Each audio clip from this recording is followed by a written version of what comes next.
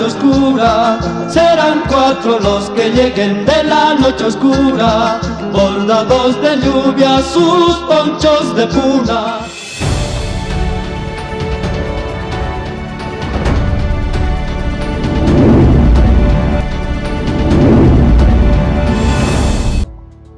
Amigos y amigas, ¿qué tal? Un saludo cordial para todos ustedes quienes están nuevamente con nosotros en este espacio tan importante que nos ayuda a reflexionar en estos tiempos electorales. Bastante cerca a lo que viene a ser las elecciones generales de nuestro país.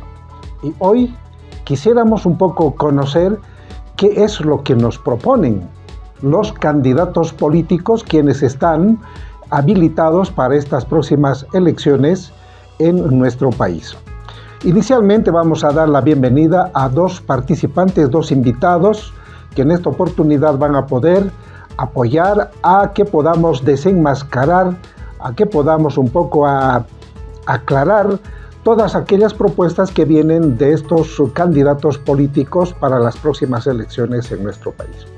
En primera instancia, dar la bienvenida a nuestros invitados para este espacio que estamos empezando ya como segunda etapa de este trabajo comunicacional, una alianza entre las radios y medios alternativos de nuestro país.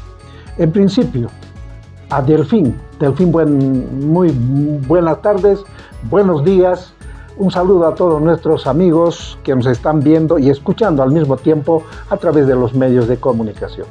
Víctor, un gusto saludarte y también un saludo cordial a todos, a los que nos escuchan y a los que nos ven también. Bien, vamos a invitar también y darle la bienvenida a Inti. Gracias, Víctor. Un joven profesional que está incursionando bastante en el campo, digamos, del análisis político también. Bienvenido, Inti. Gracias, Víctor. Un placer estar aquí. E igualmente un saludo cordial a todos nuestros espectadores, tanto por radio y por televisión. Y bien, munasqa llaqtamasikuna hina kasqan kay wakichi qankunapaq kunan kay tinkuyninchikpi ch'aqwarisun umallisun imayna kasqan wakisqa propuestas nisunman kay hamuq elecciones nacionales nisqapaq. Tukuy waturakusanchik kunanpipaq votunchik churaygurisunchik mismo. Imayna kasqan umallikuy Bolivia suyunchikpi wachazunakuna favorninpi kanchu manachu kamachiykuna hatuchaq propuestas o mana chayqa qapas runakunallachu watijmanta umallikuspa kasqanku tukuy kaykunaqa walik ch'ujancharinanchik. Chayta nispa qallarisunchik. Bien, vamos a empezar. Delfín, quisiéramos un poco ver y al mismo tiempo, Inti, de conocer un poco el programa de gobierno o las propuestas de gobierno que nos plantean los diferentes partidos políticos en estos tiempos electorales. ¿Será que tienen propuestas bastante interesantes como para que podamos tomar una decisión favorable a alguno de los partidos políticos? ¿Qué nos espera después de las elecciones? Bueno, a ver, en primer lugar, lo que hay que señalar con absoluta claridad es que no tenemos planes de gobierno. Lo que encontramos en la página del Tribunal Supremo Electoral son documentos que más bien parecen pliegos petitorios de algún sindicato, de alguna organización gremial, y eso llama la atención, ¿no? Porque en esos documentos, si tuviéramos un programa de gobierno o programas de gobierno, encontraríamos, por ejemplo, una visión de país, ¿no? ¿Qué es hacia dónde se estaría proyectando? ¿Qué estaría proponiéndose, en este caso, una organización política para acceder al gobierno? Tendríamos objetivos claros, metas claras, indicadores, un presupuesto proyectado, ¿no es cierto?, un cronograma de ejecución. Nada de eso tenemos en estos documentos llamados plan de gobierno.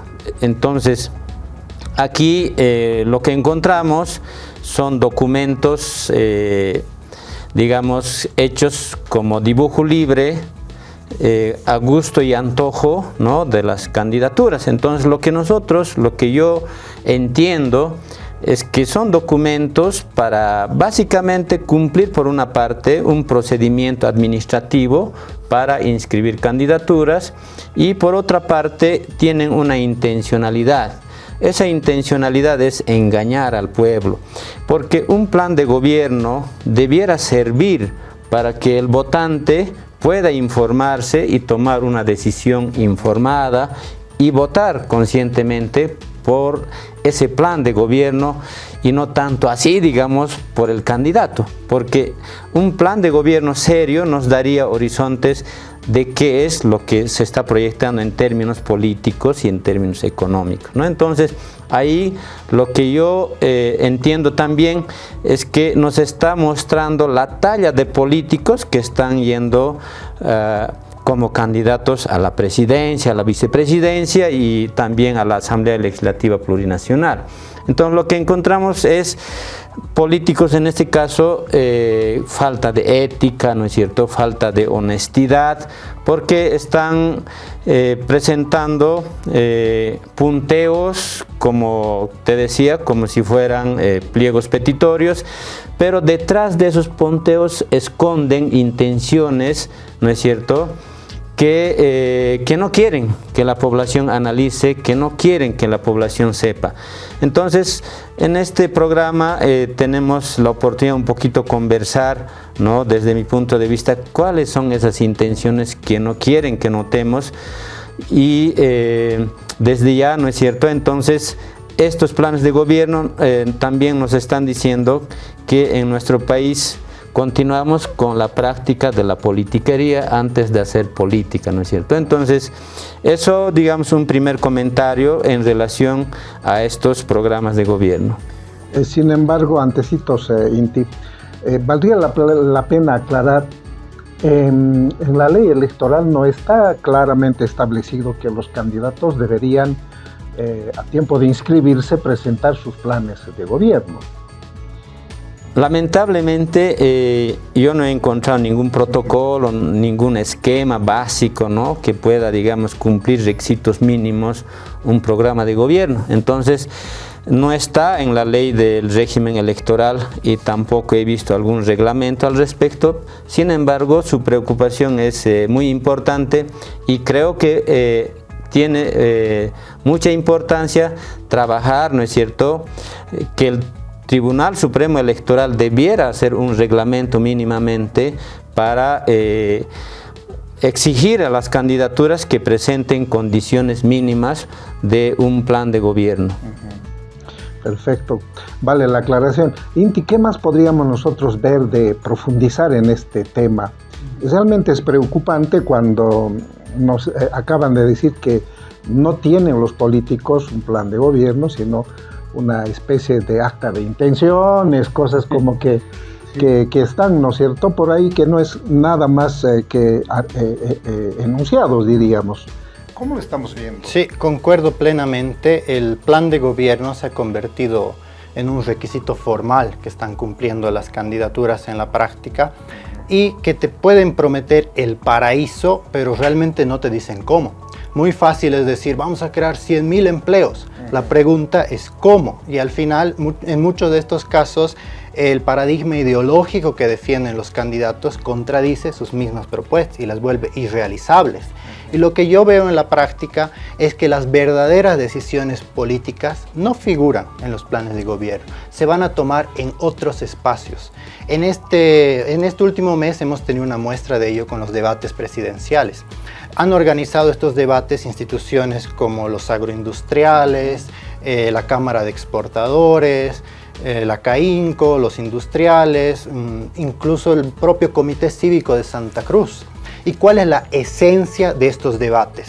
Que ahí los diferentes candidatos, por ejemplo, Samuel Doria Medina dijo, alardeando, yo fui a 14 debates. ¿Y cuál es la esencia en estos debates? Que el candidato, ahí, los que van a hacer las preguntas, los moderadores, les preguntan al candidato, a ver, usted, señor candidato, ¿está de acuerdo con liberar las exportaciones? ¿Con liberar las bandas de precios? ¿Está de acuerdo con aprobar transgénicos? Es decir, ¿está de acuerdo con hacer todas las políticas y medidas que nosotros exigimos que usted las firme y las decrete?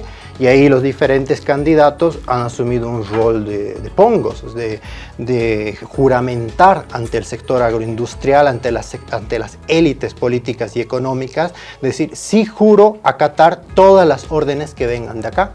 Esas decisiones, por tanto, van a responder a los grupos oligarcas, a las élites políticas y económicas, y lo vemos muy claro al analizar el espectro electoral de la derecha, ya que estos candidatos de la derecha, además de este lado del vínculo a las élites, también está el vínculo hacia el norte global, hacia el imperio, hacia los Estados Unidos. Una muestra de esto nos han dado con el viaje que han hecho a Boston.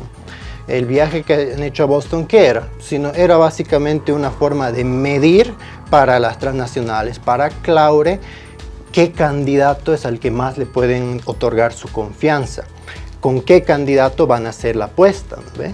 Y todos hemos sido testigos, hace muy poco se ha filtrado un audio de Marcelo Claure, donde dice claramente que en Bolivia es muy fácil comprarse un medio con un par de milloncitos de dólares. ¿Para qué? Para posesionar a los candidatos que ellos quieran. Las verdaderas políticas de estos grupos de derecha se van a decidir en esos espacios más políticos. Ahora, nos preguntamos, ¿qué va a pasar con estas elecciones? ¿Qué es lo que va a venir para Bolivia si uno de estos candidatos gana? Estamos hablando de los candidatos de la derecha. Sí, los candidatos del bloque de derecha, los que tienen prácticas neoliberales. Y bueno, ya nos lo han ido diciendo y tienen un pasado muy grande estos candidatos, ¿no? Por un lado, nos han hablado de la privatización. Unos medio que se avergüenzan, intentan camuflar las cosas, pero en la práctica ya tienen un pasado que vale la pena recordarlo. Por ejemplo, Samuel Doria Medina, cuando fue ministro bajo Jaime Paz Zamora, él dijo como tal, en un lapso de 2 años se van a privatizar todas las empresas públicas, no va a quedar empresa pública en Bolivia. Y efectivamente, en todo el periodo neoliberal y también cuando él estuvo como ministro, se han privatizado muchas empresas. Como parte de esas empresas que se han privatizado está lo que él mismo se la compró, que es Soboce, ¿no? Y gracias a esta compra, él ha tejido su riqueza. O sea, estos candidatos tienen un pasado, se quiere hacer ver como empresario, como que recién han nacido a la política, pero tienen una cola que pisar tremenda. Gracias a esto ha acumulado su riqueza, ha usado al Estado en su beneficio para comprar esto, y resulta que todos los candidatos del bloque de derecha han hecho algo similar en su momento. Por ejemplo, Manfred, cuando estaba de alcalde y de prefecto, él aprovechó su posición como alcalde y prefecto, ¿para qué? Para lucrar con su inmobiliaria. Él tenía una inmobiliaria llamada Marevi, y mediante esta inmobiliaria compraba lotes a precio de gallina muerta, precios muy bajos porque no tenían servicios, no tenían asfalto. ¿Y qué hacía? Con su posición de autoridad, venga, a este pueblo le vamos a dotar de asfalto, alcantarillado, servicios básicos. Eso claro que hace subir el valor de esas tierras. Y luego él las vende doblando, ¿no?, los precios. Y lo mismo con Tuto, con los famosos gastos reservados en que millones de dólares que nunca sabremos realmente en qué se han usado porque no necesitaban rendir cuentas. Son políticos que siempre han usado para el Estado a su favor. Y ahí hay un aspecto igual muy importante de resaltar de estos políticos, que es el lado que atenta contra la soberanía del país. Son políticos antipatria. Solo recordemos quién es pues el que ha elaborado el plan del 21060, el del reforme de ajuste estructural en Bolivia. No ha sido un boliviano, ha sido Jeffrey Sachs, que es un norteamericano de Harvard, ¿no?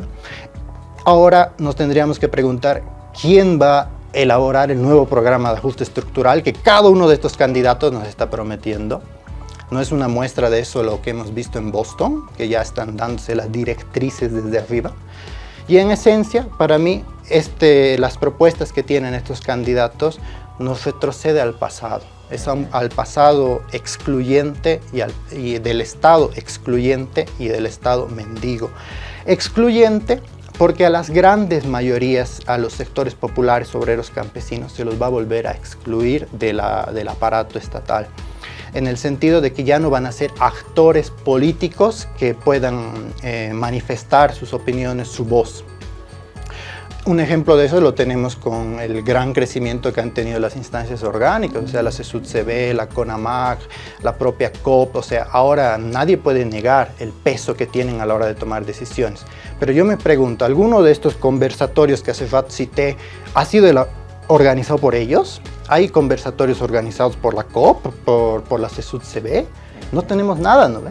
Y si nos fijamos las propuestas de gobierno que antes decíamos, ahí mismo se ve de que está ausente. ¿Cuál es el planteamiento en torno a la economía comunitaria? No hay. Estos candidatos no tienen nada que ofrecer para estos sectores. Y se va a volver al Estado mendigo. ¿Por qué? ¿Por qué Estado mendigo? En el periodo neoliberal, una de las características muy marcadas del Estado era que no tenía plata. ¿Por qué? Porque se han privatizado los grandes sectores estratégicos y por tanto el Estado no tenía plata. Tal es el caso que destinaba todo su presupuesto al pago de la deuda y a gastos administrativos del Estado, es decir, salarios de los funcionarios públicos. Como para ponerle un dato simplemente. Del 97 al 2002, el Estado boliviano contrajo deudas por valor de 3.000 millones de dólares, ¿ya? Y el pago que ha hecho por concepto de interés y amortización de la deuda en ese mismo periodo ha sido de 2.400 millones de dólares. Es decir, lo que te prestabas, después tú terminabas pagando en intereses el mismo monto. ¿Qué tipo de rentabilidad puede tener una deuda así si te estás prestando el mismo monto y al mismo tiempo estás pagando la misma cantidad? Es atroz. Y ahí tenemos que preguntar, un Estado que no tiene plata, ¿en qué va a invertir? ¿Cómo va a ayudar al desarrollo de Bolivia? El Estado en el neoliberalismo solo invertía el 2% de sus recursos en inversión pública. Por eso es que no teníamos cafeteras, por eso es que no se hacía semejante cantidad de hospitales, escuelas, los bonos. Si no tienes plata en el Estado, ¿cómo vas a alimentar los bonos? ¿Cómo vas a redistribuir la riqueza?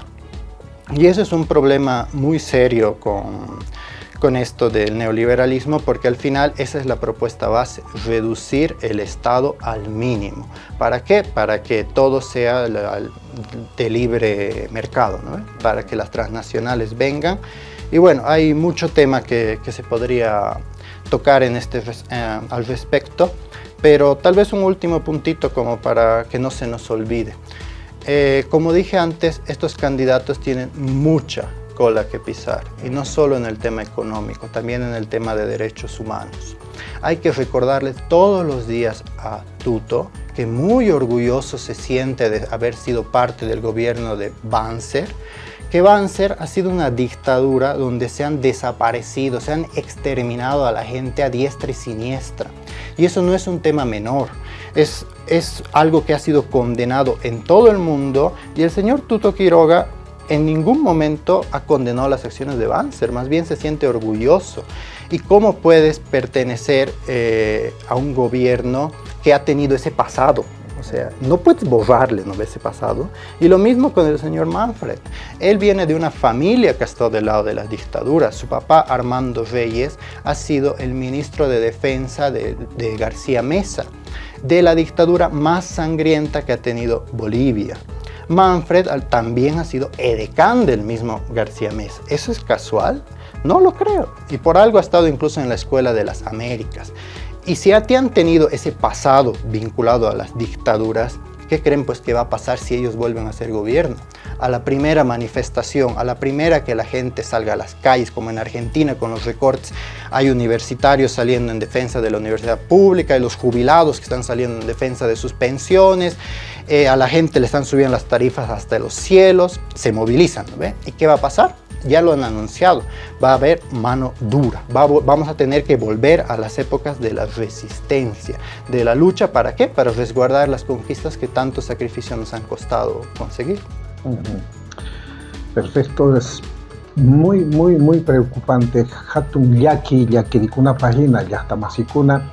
Y mainatachus candidatos, japas políticos, mano manjiskas chukanku, huachas runakunapi, más bien kutirita munasqanku imena tata una iguata kunapi, suyunchik kausayninta ñawparichik, huachas runakunaqa cheknisqa, sagrasqa, y derechosninchik nisqapis saruchasqas. Entonces tukuy kaykunaman icha kutiykuyta atisunman, sichus qhapaq políticos watikmanta chukuykuyta atinqanku gobiernoman. Ichayrayku umallikuna kasqa maysinchi wali botonchikta churaykurinapaq pipaq votaykurisun, watikmantachu kutirisun república nisqaman, o mana chayri kallpachasunchu proceso de cambio nisqata, mayqinpichus llaqtas noqanchik waqchas indígenas originarios derechos ninchik patapiqa allin waturisqas kasqanchik.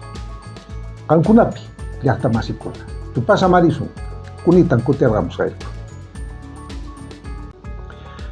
Bueno, nuevamente con ustedes para seguir continuando, analizando, reflexionando un poco sobre las propuestas que tienen nuestros candidatos para estas próximas elecciones generales. Watisman Trancunawan, Yastamasis, Bastawan Umayikunama.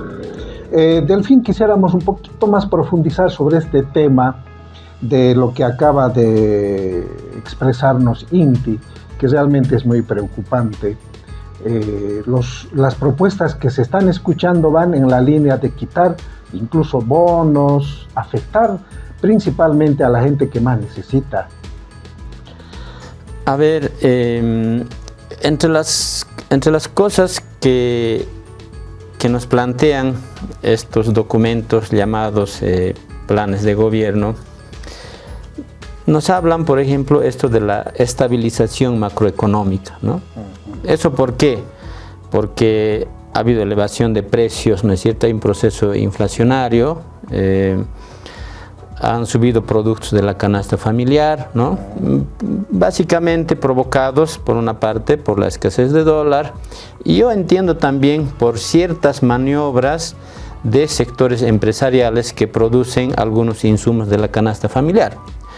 Entonces, cuando nos hablan de la estabilización macroeconómica, nos hablan, por ejemplo, de la reducción del gasto público, achicar el Estado, eso nos dicen, ¿no? Y yo me pregunto, ¿eso será una solución estructural, digamos, para, o sea, reducir los gastos del Estado? Entonces yo me pregunto ahí, por ejemplo, ¿estarán pensando despedir a maestros de las escuelas, ¿no es cierto?, del sistema educativo fiscal? ¿O estarán pensando reducir número de policías, militares? Porque ahí se concentra, ¿no es cierto?, o también los médicos, ¿no es cierto?, enfermeras de los distintos hospitales. Entonces, eso a mí, o sea, decir que van a resolver el problema con reducir el Estado, personalmente, o sea, eso es una tomada de pelo, ¿no?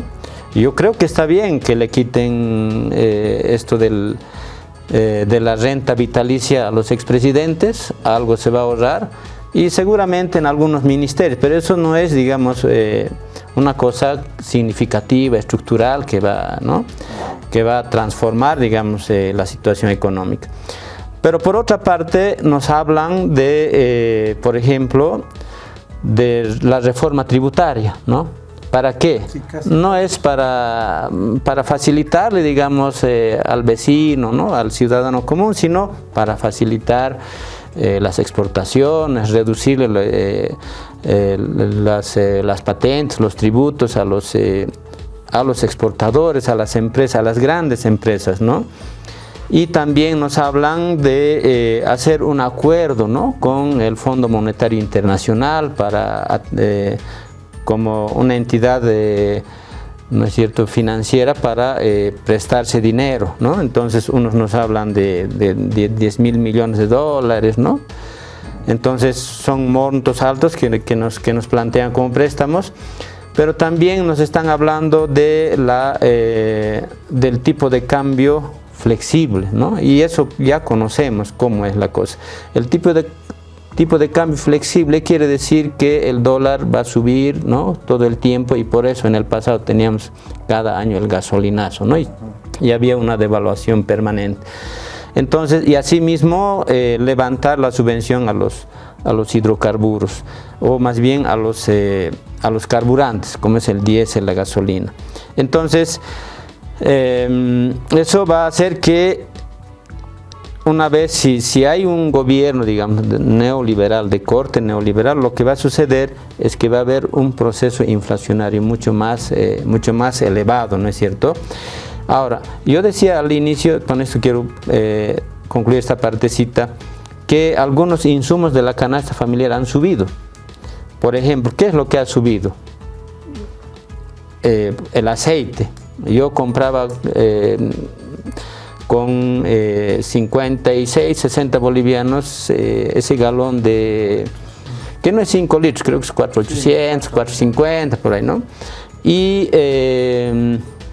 también la carne, ¿no? La carne blanda, digamos, comprabas con 40, 45 bolivianos en el mercado, ahora lo encuentras con 70, 80 bolivianos, ¿no?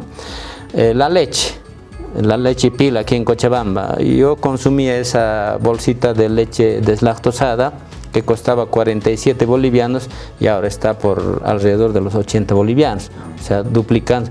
Esos productos, ¿quiénes lo producen? Por ejemplo, el aceite fino y aceite rico, que son aceites bolivianos. Es propiedad de una empresa transnacional como la Licor, ¿no es cierto? Y el aceite rico también. Y la leche PIL también es de una empresa transnacional, que es la empresa de Leche Gloria, ¿no es cierto? Y la carne lo producen mayormente los ganaderos, digamos, del oriente boliviano, que son... Entonces, ¿quiénes han provocado la inflación en parte? ¿Quiénes han hecho escasear, digamos, algunos insumos de la canasta familiar? Y contrariamente a ello, la papa, por ejemplo, encuentras actualmente en 40, 60, ¿no? El más alto, digamos, 65 bolivianos. Y todas las verduras, ¿no es cierto? Las hortalizas. Hay épocas en que sube, pero eso es por... La semana pasada, por ejemplo, aquí en el mercado mayorista, una cajita que prácticamente es 2 cuartillas, 10 bolivianos. Claro, hay momentos, como dices, por el frío, por situaciones distintas, se eleva un poco el precio. Entonces, aquí lo que quiero dejar claro es que hoy, en estos tiempos, por ejemplo, nos han dicho que la empresa, ¿no es cierto?, la empresa privada va a salvar la seguridad alimentaria, ¿no es cierto?, va a dar alimento a la gente. Y resulta que en los hechos lo que nos están demostrando es que la empresa privada juega con el hambre del pueblo, hace desestabilización política para orientar y para promover, por ejemplo, esto de la estabilización macroeconómica, ¿no? Para que nos ofrezcan que van a hacer tipo de cambio flexible, que hay que prestarse plata del Fondo Monetario Internacional, que hay que liberar las exportaciones, ¿no es cierto? O sea, absolutamente todas. Entonces, los programas de gobierno lo que nos están señalando es que van a trabajar para las empresas exportadoras y no para el pueblo que necesita. Esa es la orientación básica de estos planteamientos de estabilización macroeconómica. El tema de rebaja de impuestos no es para el pueblo, sino para las empresas, en otras palabras. Claro. Entonces, eso es lo que nos están planteando, ¿no? O sea, por ejemplo, que las exportaciones sean libres, ¿no? Que los empresarios no tengan tasas, que no tengan impuestos, porque ellos necesitan desarrollar, dicen ellos, producción y exportar y traer dólares. Y resulta que, ¿no?, si uno ve este tema de la generación de divisas en el país, siempre ha sido el Estado boliviano el que ha generado divisas por la exportación de los hidrocarburos, por ejemplo, en estos últimos 20 años, digamos. Y la empresa privada siempre está en déficit, ¿no? ¿Y por qué estaba en déficit? Porque su dinero no lo trae a Bolivia, sino lo deja en el exterior, ¿no? Entonces, nos están tomando el pelo diciendo que el empresario privado, ¿no es cierto?, va a exportar, va a generar dólares y nos va a depositar en la banca boliviana y con eso se va a estabilizar. Y eso es absolutamente falso si vemos los datos estadísticos, ¿no es cierto?, de la generación de divisas en nuestro país. Es como, por ejemplo, las propuestas que manejan los políticos, los candidatos, son propuestas que van a favorecer mucho más a la empresa privada. Y aún así, convocando a esto de foros de debate, están pidiendo todavía que tengan mayores beneficios en contra de la vida, de la situación del pueblo boliviano. Claro, y una cosa que somos conscientes algunos y de repente muchos no. Por ejemplo, ¿quién se consume la mayor cantidad de diésel en Bolivia? El diésel subvencionado. No es el transportista precisamente. No es el ciudadano, ama de casa. Son los agroindustriales de Santa Cruz, ¿no? Y otros departamentos. ¿Quién, además de tener energía eléctrica subvencionada, además de tener gas subvencionado, y aún así, ¿no? Estos empresarios, ¿no? Que operan transnacionales en nuestro país, porque la mayor parte de productores de soya, por ejemplo, no son bolivianos, son extranjeros. Entonces, ellos son los que se consumen, ¿no? Una gran parte de la subvención de los carburantes, y aún así no tienen piedad del pueblo, ¿no? Aceite desaparece, azúcar desaparece, arroz desaparece, y la gente, ¿no es cierto?, haciendo filas para comprar, cuando algunas veces en las tiendas de EMAPA, ¿no? Y haciendo el esfuerzo para poder comprar estos insumos que en todo caso se han vuelto también básicos, particularmente en el caso del arroz, ¿no? Entonces, yo personalmente ya no compro aceite, ¿no? He dejado de consumir azúcar y incluso la leche, y sustituyendo otras cosas, ¿no? Con otros productos que provienen en todo caso de sectores productores campesinos, indígenas, que no han hecho subir el precio como lo han hecho los agroindustriales. Bueno, ese también es un otro tema muy complicado y muy delicado, por ejemplo, el tema de la producción agropecuaria, ¿no? Que también tienen mucho que ver las empresas, las transnacionales, en el tema de los agroquímicos y todo aquello. Con todas estas preocupaciones, quisiéramos un poco ver de aclarar qué modelo de desarrollo es el que están planteándonos estos candidatos, principalmente de derecha. Sí, con gusto, Víctor. Me parece una pregunta muy pertinente porque hace a la esencia misma que defienden estos candidatos, que por cierto no es un tema solo para Bolivia, sino que comparten una agenda común todos los candidatos de derecha en el mundo. Uno de los temas más recurrentes que mencionan, como un poco lo perfiló ya Delfín, es el tema de reducir el Estado. Usando el término de uno de estos candidatos de derecha, eliminar el Estado tranca, nos dicen. Yo creo que en eso sí se sinceró, porque quieren eliminar el Estado que pone trancas al saqueo de nuestros recursos naturales por parte de las transnacionales. Quieren eliminar el Estado que pone trancas a esa ganancia ilimitada del sector empresarial. Porque para los empresarios mejor sería si el salario te lo dan mientras más bajo mejor, como en la época del neoliberalismo, ¿no? Congelamiento salarial todos los meses, 400, 400, 400. Mientras menos tengan que pagar, mejor para ellos. Y el Estado se interpone en ese sentido. Pensemos actualmente con el SUS. El SUS, ¿desde qué dimensión podríamos considerarlo rentable? No es rentable, ¿no? De modo que lo primero que harían los candidatos neoliberales es eliminar el SUS. Sí, porque eso no es rentable. Estás dotando salud gratuita a toda la población y algo más. Estás quitándole un mercado lucrativo, enormemente lucrativo, a las grandes compañías privadas que lucran con la salud, que te sale un ojo de la cara, ¿no ve? Y en ese sentido es una preocupación muy grande, porque hay temas que no van a avanzar con estos gobiernos. Se haga lo que se haga, no va a avanzar. Por decir, si uno analiza el tema de electrificación rural, todavía tenemos cientos de miles de comunidades que no tienen acceso a energía eléctrica porque están en comunidades muy dispersas. Y ahí el Estado tiene la obligación de llevarles luz a esas comunidades. Pero resulta que es carísimo llevarles, $10.000 el kilómetro, por ahí va, de extender la red eléctrica, ¿ya? Entonces ellos simplemente, si la concesionan a una gran privada, a una transnacional, entonces ¿por qué van a llevar luz a estas comunidades? Claro, van a decir, no vale la pena, ¿no? Entonces no hacemos. Va a pasar lo que ha pasado aquí, como con la guerra del agua. ¿Qué quería hacer cuando el intento de privatizar con la Bechtel? Subir las tarifas del agua, toda la gente se ha movilizado y es el pueblo movilizado el que lo ha combatido, ¿no? A eso nos quieren llevar. Pero volviendo al tema del modelo que propone, otro aspecto importantísimo, y ahí hay mucha mentira por medio, es esta promoción del liberalismo económico. Es en esas miras de en comercio internacional practicamos la libertad absoluta. O sea, no ponemos barreras arancelarias, no ponemos ninguna restricción a la inversión extranjera, ¿ya? ¿Para qué? Para que vengan cuantas transnacionales sean y hagan lo que quieran.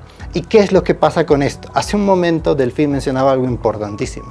¿Qué pasa con la industria del aceite en Bolivia? Uno dice Fino, Sabrosa, Crisol, marcas bolivianas. Tú ves la etiqueta y dice hecho en Bolivia. Pero tú rastreas los capitales de estas empresas y resulta que hace mucho ya se las han vendido otras transnacionales, a la Alicorp como mencionaba. Y esto es lo que va a pasar con toda nuestra industria si se generaliza ese modelo. Porque al final del día, obviamente va a ser más eficiente, más productiva una transnacional que tiene millones, ¿no? O sea, ¿qué ha hecho Coca-Cola aquí? Coca-Cola, como tenía cierta competencia con compañías como Mineragua, ha dicho, bueno, entonces yo me la compro a Mineragua para que esta deje de ser competencia para mí. En Perú se han comprado a la única bebida que le ganaba en ventas a Coca-Cola, que es la Inca Cola, esa famosa amarillita, ¿no? A esa bebida se la han comprado y por tanto la matan. ¿Eso cómo le llaman los académicos? Tendencia oligopólica. Y es algo muy marcado en el capitalismo que en la práctica no es como dicen esos discursos como de Samuel Doria Medina que te dice aquí vamos a generar miles de empleos, emprendedores a más no poder. No es así. El capitalismo no funciona así. Las pequeñas empresas más bien son las que no tienen posibilidad de competir contra estos monstruos, porque esos monstruos son muy potentes. Hace un momento mencionaba también el tema del tema de los ganaderos, por ejemplo. Uno podría pensar, pucha, muchos ganaderos, todo, pero no. Resulta que toda la exportación de carne está monopolizada bajo una empresa, creo que se llama Frigorífico S.A., algo por ahí, que son capitales paraguayos, ¿ya? Es una transnacional que controla toda la exportación de carne, ¿no? De modo que siempre se termina sacando la plata del país. Lo mismo con lo mencionaba del tema de la tierra, el 70% de los propietarios de la soya son extranjeros, ¿ya? El 40% de estos propietarios son brasileros. Por tanto, un brasilero, un extranjero, ¿qué interés puede tener de invertir sus dólares en Bolivia? Ninguno. Por tanto, esos dólares los va a sacar del país, ¿ya?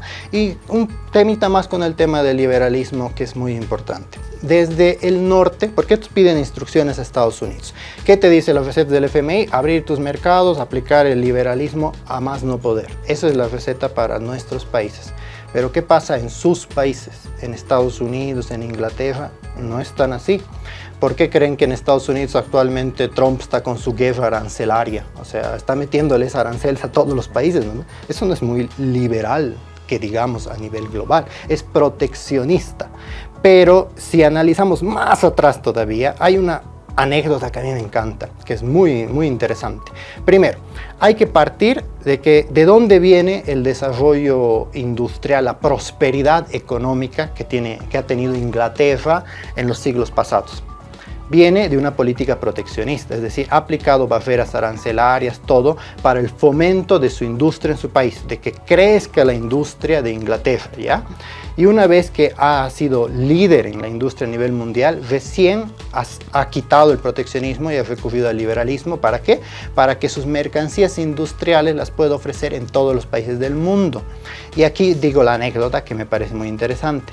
Hubo un presidente de Estados Unidos que se llamó Lyndon B. Johnson, ya que estamos hablando de los años 1790, 80, por ahí. Este presidente ha dicho algo interesantísimo. Ha dicho, nosotros hemos estudiado el modelo de desarrollo británico. Hemos comprendido que Inglaterra ha recurrido al proteccionismo durante 2 siglos, 200 años, y solo abandonó el proteccionismo cuando ya no tenía nada más que ofrecerle. Es decir, cuando ya su industria era líder en todo el mundo, ya no necesita protegerla, ¿no ve? Y entonces nosotros como estadounidenses hemos entendido y vamos a hacer exactamente lo mismo. Vamos a ser proteccionistas hasta que nuestra industria haya nacido, y una vez que ha nacido, ahí recién abrimos las puertas y nos abrimos al libre mercado, ¿ya? Aquí los académicos le ponen una reflexión, digamos, que estos países utilizan la metáfora de patear la escalera. Han usado la escalera de proteger su industria para ser líderes en el mundo, pero una vez que se han consolidado como líderes en el mundo, han pateado la escalera para que nadie más siga sus pasos, nadie más los imite. Y esto me parece una anécdota importante de la guerra de la Triple Alianza, que es exactamente lo que ha pasado. Hace siglo y medio, como hace 150 años, en Paraguay, aplicaron un montón de políticas proteccionistas. Han hecho una industria muy fuerte. El Estado controlaba los recursos energéticos, controlaba la siderurgia para la industria del acero, los ferrocarriles, o sea, la industria alimentaria, controlaban todo y tenían mucho poder. ¿Y cuál era la gran amenaza de esto para Inglaterra? 2 cosas. Por un lado, ya no le compran, pues, ¿no? Si tú produces, ¿para qué le vas a comprar, pues, al extranjero, ¿no? Tienes soberanía económica. Y el otro gran problema era que este mal ejemplo se expanda, que resulta que los países vecinos digan, pucha, o sea, miren, a Paraguay era el país más próspero, el propio Eduardo Galeano lo menciona, era el país más próspero de toda la región. Y el mal ejemplo, si se expande, nadie ya le va a comprar, pues, a Inglaterra, se fregó. ¿Y qué ha hecho Inglaterra? Por eso la guerra de la Triple Alianza. Ha movilizado al gobierno del Brasil, del Uruguay y de la Argentina, ¿para qué? Para que ataquen a ese país. Su gran delito, hacer respetar su soberanía económica y política. Ha movilizado, ha prácticamente destruido a ese país, o sea, ahí las cifras hablan de que prácticamente todos los hombres han muerto, han tenido que ir niños y mujeres y ancianos a la guerra. ¿Por qué? Solo por ese delito de que querían proteger su industria. ¿Querías comentar algo también? A ver, sobre ese punto, por ejemplo, en términos económicos, ellos dicen que van a cambiar de modelo, que van a convertir a Bolivia en no sé qué, ¿no? Un país desarrollado y demás. Sin embargo, leyendo estos documentos que hemos revisado, lo que nos están planteando particularmente estos partidos de derecha es profundizar el modelo, ¿no es cierto?, primario exportador, es el modelo extractivista. ¿Qué significa eso? Por ejemplo, en este tiempo, desde la colonia, no hemos salido de ese modelo. En eso hay que ser claros. En este momento, por ejemplo, ¿cuál es el problema con los hidrocarburos, ¿no? Las petroleras nunca se han ido del país, se han quedado en Bolivia, ¿no? Entonces, lo mismo en minería, ¿no? Y en diferentes actividades extractivistas, ¿no es cierto?, incluyendo la agroindustria. Entonces, lo que yo veo, por ejemplo, en el tema de hidrocarburos, ¿qué problema tienen? Ellos están desesperados en modificar la ley, ¿no?, la ley de hidrocarburos. Su desesperación es reducir, ¿no es cierto?, la renta petrolera para el Estado boliviano. Actualmente es 18% de regalías y 32% de IDH, hacen el 50%. Ese es, digamos, el problema que ellos ven en la gestión de los hidrocarburos. Entonces, lo que quieren es reducir ese ingreso al Estado boliviano.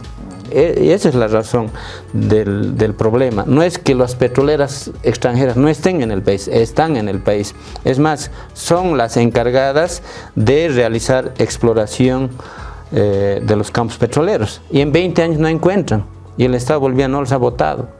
Es más, el Estado boliviano, por ley, les devuelve todos los gastos que realizan. O sea, algunos dicen incluso les devuelven el papel higiénico que compran. En ese sentido, según investigaciones, por lo menos por año, 800 millones de dólares anualmente se llevan estas transnacionales, ¿no? Y esa es una de las razones también de por qué el Estado boliviano no tiene dólares, ¿no? Ahora, en el campo de la minería, Bolivia tiene inmensas riquezas. Por ejemplo, seguramente has escuchado hablar de la mina San Cristóbal. Una empresa canadiense se ha llevado, o sea, era una de las reservas más grandes del mundo en plata y otros minerales. Y hace un par de años hemos escuchado del descubrimiento del Cerro Isca Isca. Han dicho que es o sea, es un cerro con más riqueza que el propio Cerro Rico de Potosí. Y en este momento está en manos de empresa transnacional. Hemos escuchado hablar del Cerro Malcujota.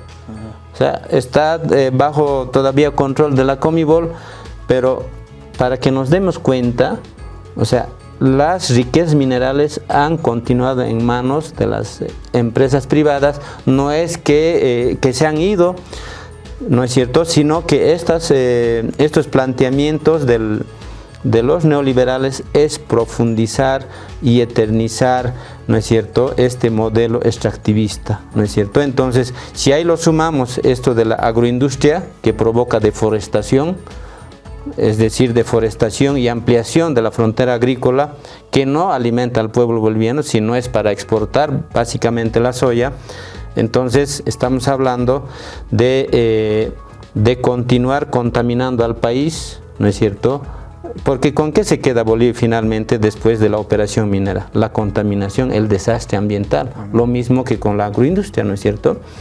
Entonces ahí, aprovechando el tiempo, quisiera mencionar cosas de los que también están desesperados, están de hambre, algunos segmentos de la sociedad, ¿no es cierto?, al que están, digamos, representando en cierta manera o están expresando ese interés estos candidatos de la derecha. A ver, una de las cosas que quieren hacer ellos es modificar estructuralmente la constitución política del Estado.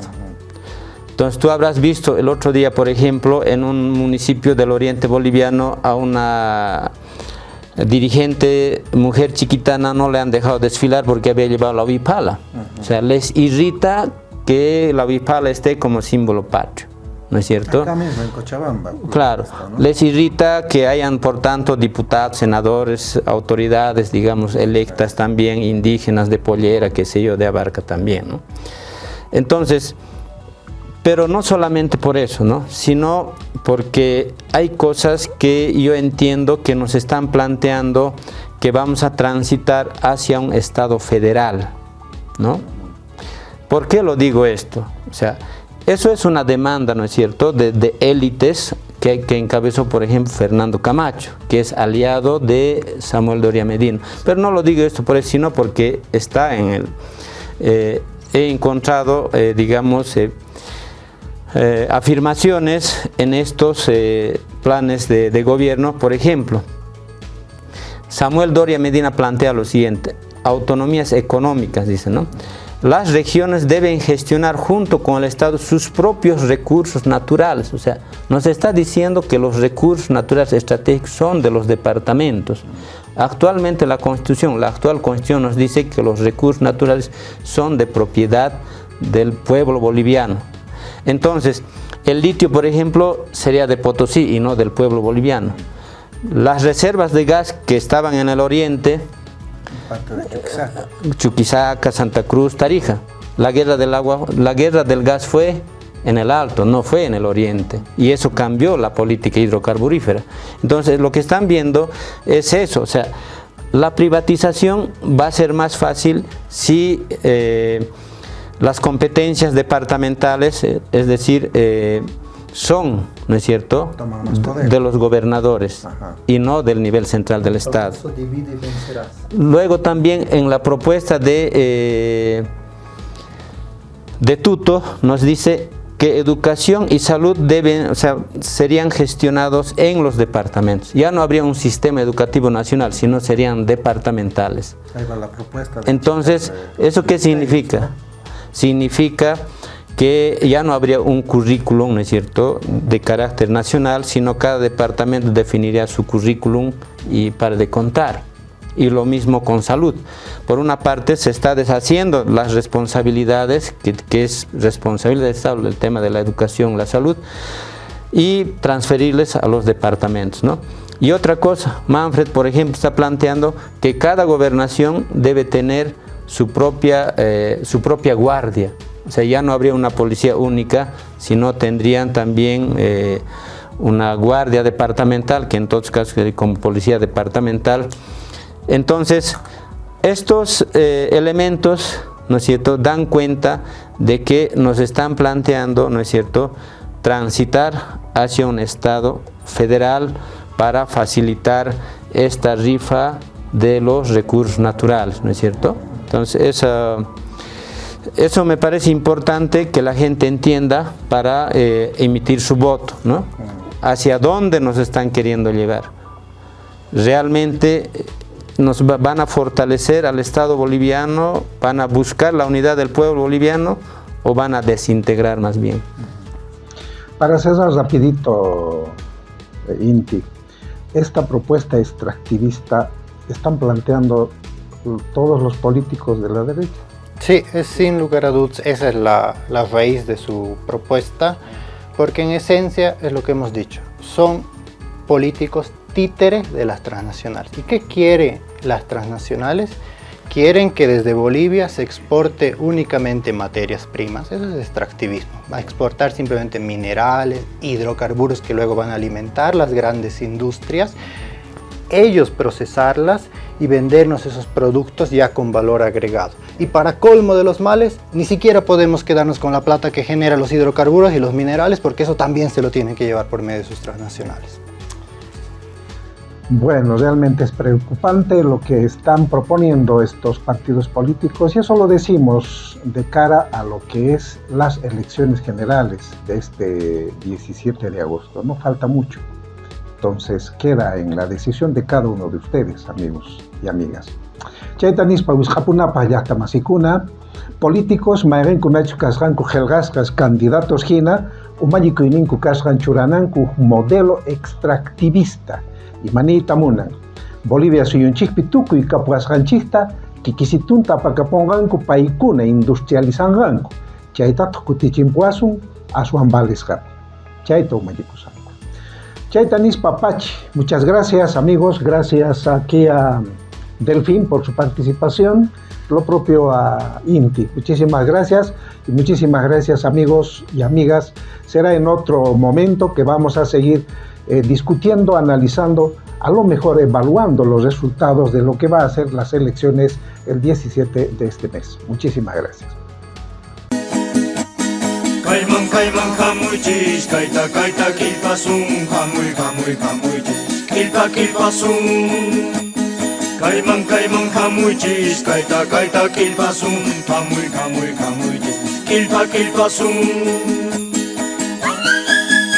Fue una producción de la Alianza Comunicacional. El pueblo delibera.